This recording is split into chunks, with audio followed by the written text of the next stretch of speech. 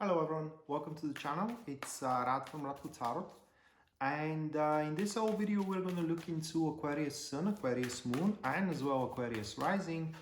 Weekly general tarot reading 5th to 11th of March, of April, I'm sorry, so it's 5th to 11th of April 2021.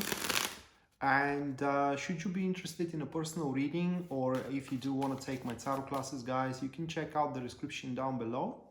And there you're going to find a link to my website where you can either view or purchase either or both of these services. So with that being said, moving straight away to the Aquarius reading for the week. And the first card you do have, guys, that is going to be the Wheel of Fortune, followed by the Six of Pentacles. Afterwards, what we do have, that is going to be the Eight of Swords. Then the fourth card for you, that will be the Two of Swords. And the last one we do have, that will be the Knight of Cups. Right. So a very dynamic week for what we can say here from these cards. A week that you will have to, how do you say it? The sentence spent on your own, it's not the right sentence because you're going to have interaction with interactions with other people. But the point that I want to say is that the happenings of the week, they are meant just only for you and you exclusively. And it will be very tough, almost impossible to share them all the way up until the end of the week, because there is a specific individual that you are about to share these things should you choose to, and it appears at the end of the week. But let's dissect the reading card by card. So with the first one here of the Wheel of Fortune, the week starts very dynamically. You can expect one thing after another, a project after project, a client after client, to pretty much indulge you with a rather good opportunities when it comes to your career. If you are looking for work, guys, start of the week is an amazing time for you to start applying or even researching, because the Wheel of Fortune suggests that a big thing that is it looks like almost unbelievable, it is to pop up. And it will make you aware of itself, but you will have to reach your arm and take it. That's the condition of the Wheel of Fortune. You may have a lot of nice projects to work upon and nice clients to tackle with, but if you say no to all that, then you ain't gonna work on them.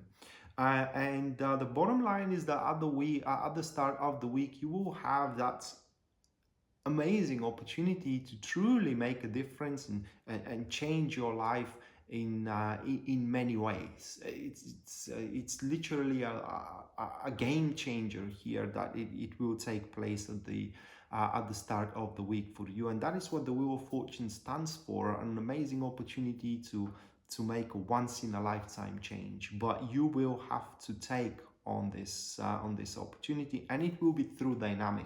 It will feel very chaotic, so whatever the chaos is, that is where the opportunity lies for you, and you shouldn't be afraid of it, because only the weak people aim for order.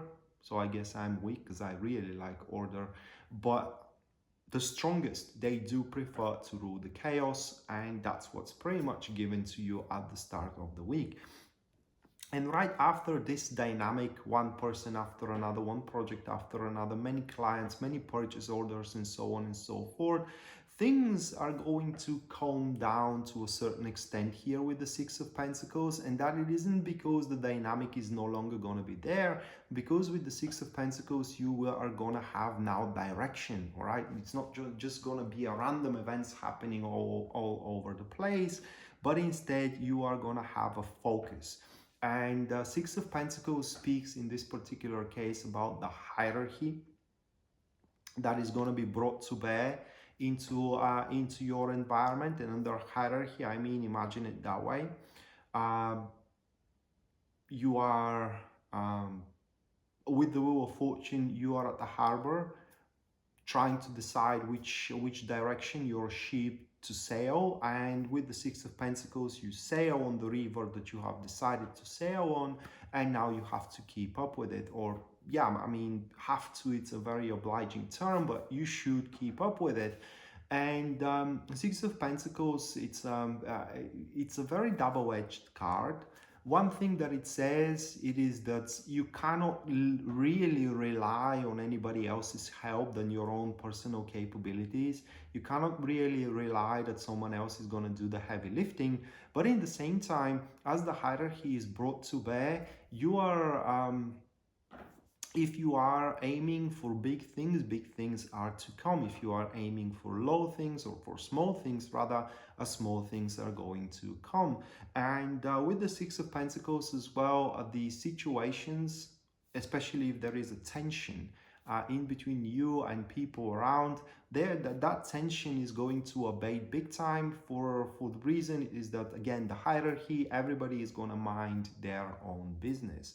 And as the narrative takes off, in a sense of that you now have a direction, now you do know what you are aiming for, and to its full extent, and so on and so forth, and you are now moving into that direction, Eight of Swords kicks in.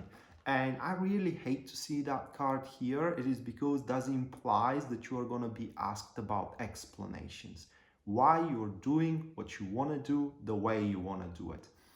And with the Eight of Swords, especially when it comes to career, that is, there will be some kind of a misinformation. And under misinformation, I mean an information that it is not well explained, that it is very difficult for others to digest. And those disruptions into the communication, they definitely can be overcome, and they should be overcome. But the big scale, the big picture of the Eight of Swords is about self-imposed limitations. So in this narrative, the Eight of Swords could speak of a couple of things. Either you are going to limit yourself consciously and do just only one specific thing at the time, and that will be the only thing that matters, which is rather the negative manifestation of the card. Or you are going to realize that by now you have limited yourself way too much, and now you just have to let it loose, right? You just have to open up your world. You just have to look outside of the box, if I may say it that way. But probably this sentence is going to help you to discover which of the two ways that is. And the sentence of the Eight of Swords, it goes like that: if the truth makes you free, then what does the denial of it makes you? And right after the manifestation of the Eight of Swords, we do have the Two of Swords. And here the things are calming down even further with the Two of Swords. And that isn't because there is no progress, but because now the progress lingers on a certain equilibrium, on a certain balance, and it is very, very peaceful to move forward. So at that stage, you can expect peace into your career, peace into your relationship as well, as there will be some important matters. I was about to say pressing, but if there is a peace, there cannot be pressing matters. So important matters that you need to make a decision of, or to make an action of. But because it's a very peaceful environment, you Aquarius are not going to be pressed to make your decision right now in this very moment, or your action. As a matter of fact, with the Two of Swords, the longer you postpone what you are to decide in favor of, or what actions you gotta make in terms of your career or in terms of your relationship, the more obvious the right choice or the right course of action is going to become. And that is because while you are trying to decide what to do, you are going to start considering all points of view, all points of view over the situation, and that will allow you to make the most accurate decision or the most appropriate actions. And at the end of the week here, we do have the Knight of Cups, and that is an individual that steps in for you, right in the midst of that peace you are going to be in.